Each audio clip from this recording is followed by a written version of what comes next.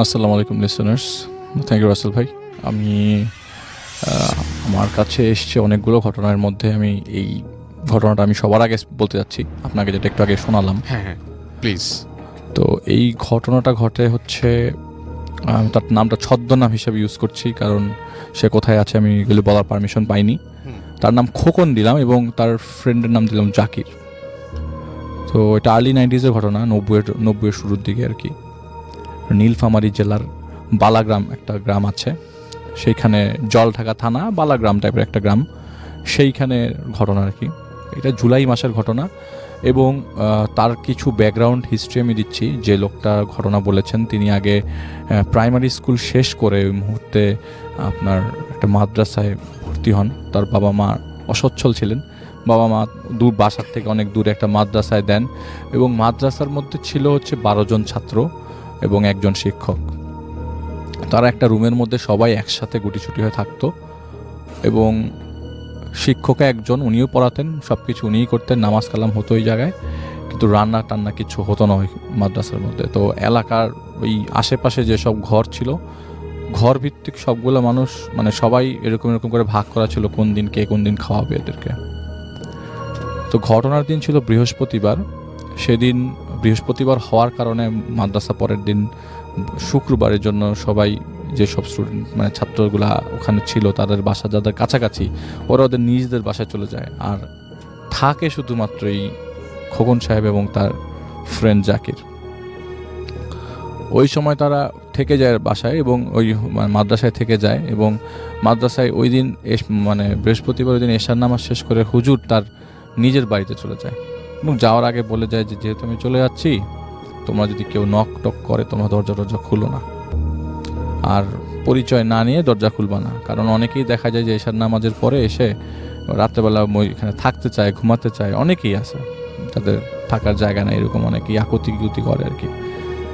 তো ওনারা বলেছে ঠিক আছে। তো ওই দিন আবার যেই বাসায় খাওয়ার কথা ছিল, ওনারা দুজন ওই বাসায় খেয়ে দিয়ে মাদ্রাসে এসে ঘুমিয়ে পড়ে গল্প করতে করতে। এবং সেদিনের রাতটা ছিল এতটা ডিফারেন্ট একটা রাত যে আকাশে মেঘ চমকাচ্ছে, অনেক জোরে জোরে শব্দ হচ্ছে, আপনার আকাশটা কেমন লাল হয়ে আছে, মানে ক্লিয়ারলি সব কিছু ভিজিবল। ওনারা বাড়িটা মানে ওই বাসা থেকে খেয়ে আসার সময় মাদ্রাসা আসার পথে দেখা যে অলমোস্ট দেখাই যাচ্ছে, মানে টর্চ লাইট লাগছে না আর কি গ্রামের রাস্তা দিয়ে হাঁটার সময়।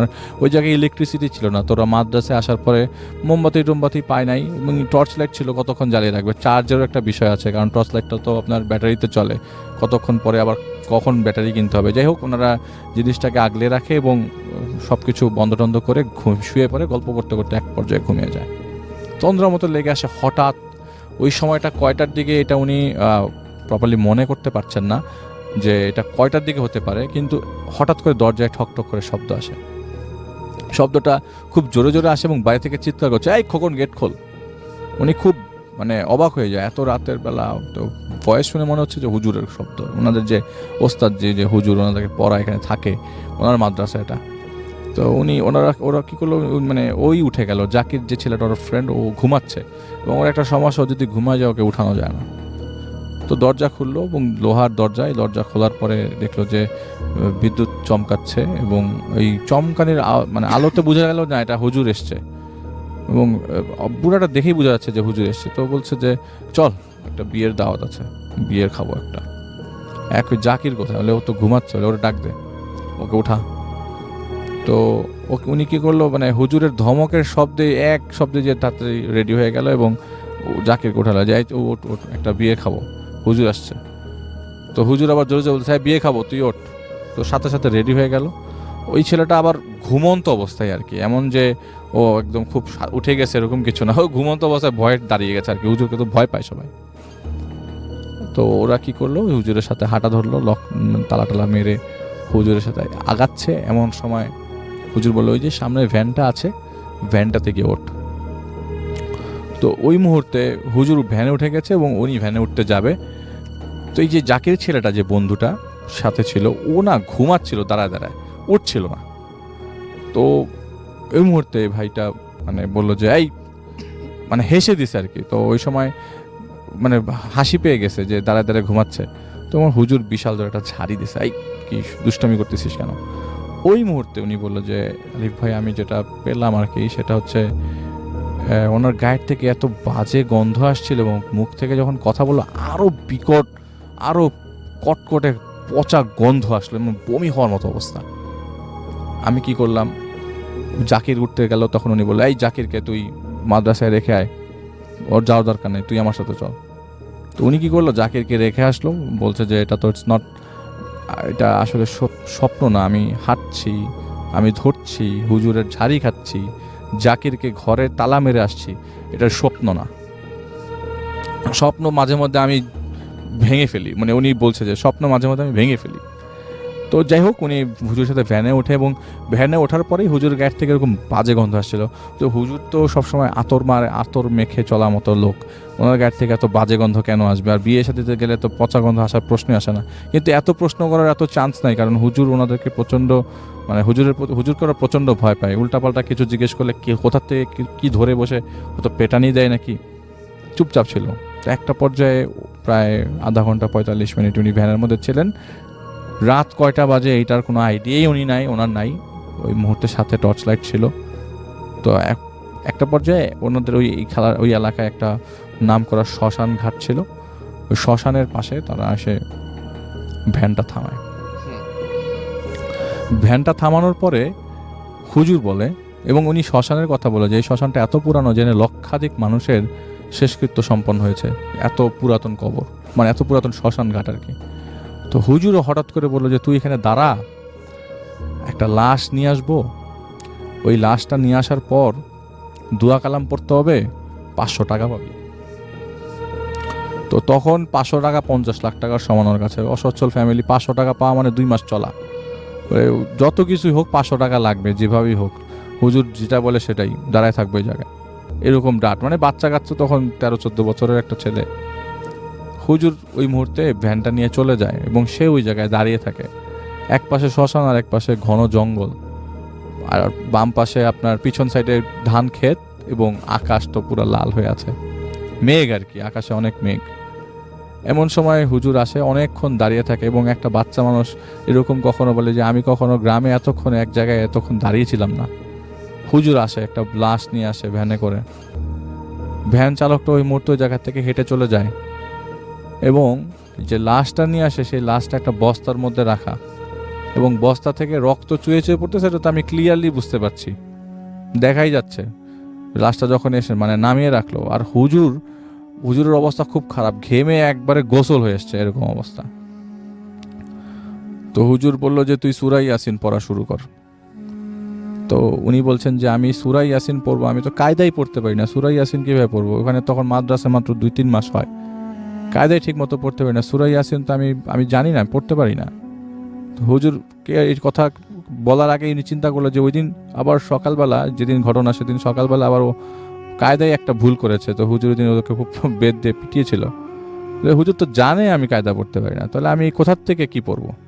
আর যেটা তো বলেছে হুজুর যে এটার সব কাজ দাফন করতে হবে। হুজুর দেখি লাশ খুলে আমাকে, মানে লাশটার হচ্ছে এরকম অবস্থা যে মাথা আছে সব কিছুই, কিন্তু চোখটা হচ্ছে বুকের মধ্যে, লাশটা খোলার পরে দাড়ি টাড়ি আছে, লাশটা অনেক লম্বা। হঠাৎ করে উনি বললো যে এখন যেটা হচ্ছে এটা, আর ওই হুজুরটা ওই সময় বলছে যে সূরা ইয়াসিন পড়, বলে তোর খবর আছে। এমন সময় হুজুরের কাছ থেকে অনেক মানে বাজেভাবে হাসার শব্দ আসতে থাকলো। উনি কি করলো, ওই হুজুরের সামনেই বিসমিল্লাহির রহমানির রহিম পড়লো। এটার সাথে সাথেই ওই লাশের আকৃতিটা চেঞ্জ হয়ে গেল এবং উনি বুঝতে পারলো যে এত ছোট হয়ে যাওয়ার কারণ কি। দেখলো যে এটা ওনার ফ্রেন্ডের লাশ, এটা যেই ফ্রেন্ডকে মাদ্রাসায় রেখে আসলো সেই ফ্রেন্ডের লাশ, জাকিরের লাশ। হুজুর বলছে যে এইটাই আজকে বিয়ের খাওয়া, এইটাই খাবো, তুই সূরা ইয়াসিন পড়, এটা পড়লে আরো সুবিধা আমার খেতে। হঠাৎ করে হুজুরের শেপ চেঞ্জ হয়ে গেল। শেপ চেঞ্জ হয়ে যাওয়ার পর হুজুর হয়ে গেল, হুজুরটার আসলে বেশ ধারণ করেছিল, কুকুর হয়ে গেল, এবং অনেক বড় কুকুর হয়ে গেল। উনি ওই লাশটা চাটা শুরু করলো।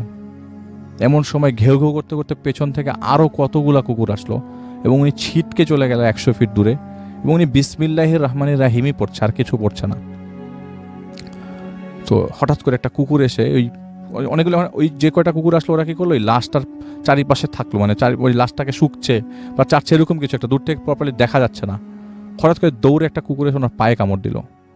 পায়ে কামড় দেওয়ার পর উনি ওই বিসমিল্লাহির রহমানির পড়তে পড়তে পড়তে পড়তে একটু সামনে দৌড়াতে দৌড়াতে একটা মন্দির পেল, মন্দির ভেতরে ঢুকে গেল। কিন্তু তখন ওই কুকুররা তার পেছা ছাড়ে না, তাকে তাড়া করতে করতে মন্দির ভেতরে কুকুর সহ ঢুকে যায়। উনি বাঁচার জন্য এত গাছপালা কিছুতেই না উঠে মন্দিরের ভিতরে ঢুকে, এবং উনি তো মুসলমান, উনি তো হাফেজ, মানে পরে হাফেজ হন আর কি, অন্য মাদ্রাসা থেকে। তো আমি ওনার ঘটনা বলতে যে আমি খুব হয়ে গেলাম যে মন্দিরের ভিতরে ঢুকে উনি পুরো মূর্তির উপর উঠে যায়, এবং নিচে কুকুরগুলা সব ওনাকে ধাওয়া করতে করতে নিচে মানে কুকুর চিৎকার করছে আর কি নিচে ওনাকে দেখে। উনি হঠাৎ করে এই মূর্তির মাথা ভেঙে পড়ে যায় নিচে। রাসেল ভাই উনি ওনার জ্ঞান নাই, উনি আর জ্ঞান ফিরাতে পারেন নাই, এবং বলেছে যে আমি হঠাৎ করে ঘুমিয়ে যাই, আমার আর কিছু মনে নাই। ঘুম ভাঙার পরে দেখি যে আমি আমার হাত পা ঠিক মতো নাড়াতে পারছি না, আমার চারিপাশে আমার সারা শরীরে ক্ষত বিক্ষত। আমার মা আমাকে কান্না করছে, মাকে জিজ্ঞেস করলাম তোমরা আমাকে কিভাবে পেলে, তোমরা কোথা থেকে আসলা, কালকে রাতে আমি যা ফেস করছি তো আমি তোমাকে বলতে পারবো না, জাকিরের কি অবস্থা। তোর মা কান্না করতে করতে বলে যে জাকির তো মারা গেছে বাবা। বলে তোমরা কিভাবে খবর পেলা, বলে যে আমাকে তো খবর দিয়ে নিয়ে আসছে, আসলে গতকালকে তোমাদেরকে। তাহলে কাহিনী কি, বলে যে জাকিরকে মৃত অবস্থায় মাদ্রাসার পাশে পাওয়া গেছে এবং তোমাকে পাওয়া গেছে একটা শ্মশান ঘাটের কাছে। বলে কিভাবে, বলে যে ওখানে রাতের বেলা একজন মানে একদল লোক এসে মানে একটা ডেড বডি পোড়াতে এসেছিল, তখন দেখে তুমি পড়ে আছো ওই জায়গায়, ওখান থেকে তোমাকে নিয়ে এসে এবং মাইকিং করে অ্যানাউন্স করে হুজুর যখন খুঁজতে আসে তোমাদেরকে তখন তাকে পাওয়া যায়। তো প্রথমে ভাবা হচ্ছিল যে হুজুর হয়তো বা ওকে জাকিরকে মেরে ওই জায়গায় রেখে ওকে মারধর করে শ্মশানের কাছে ফেলে রাখে। পরবর্তী সময় জিনিসটা ভুল ভাঙে যে না, আসলে হুজুর এরকম কিছুই করে নাই, এটা সামহাও কোনো জিন দ্বারা ঘটিত ঘটনা। এবং আপনারা জানেন যে জিন তো শেপ শিফট করতে পারে, তো এই জিনই এটা করেছে এবং ওইখানে আশেপাশে মোটামুটি সবাইকে টার্গেট করেছিল, সব স্টুডেন্টদেরকে। পরবর্তী সময় কারোর কোনো ক্ষতি হয় নাই, কিন্তু লাস্ট মোমেন্টের রাসেল ভাই যে হুজুরটা ছিল ওই মাদ্রাসা চালাতো, আসলে টার্গেটটা উনি ছিলেন, ওই হুজুরটা মারা যান একটা রোড অ্যাক্সিডেন্টে। এটা ছিল প্রথম ঘটনা।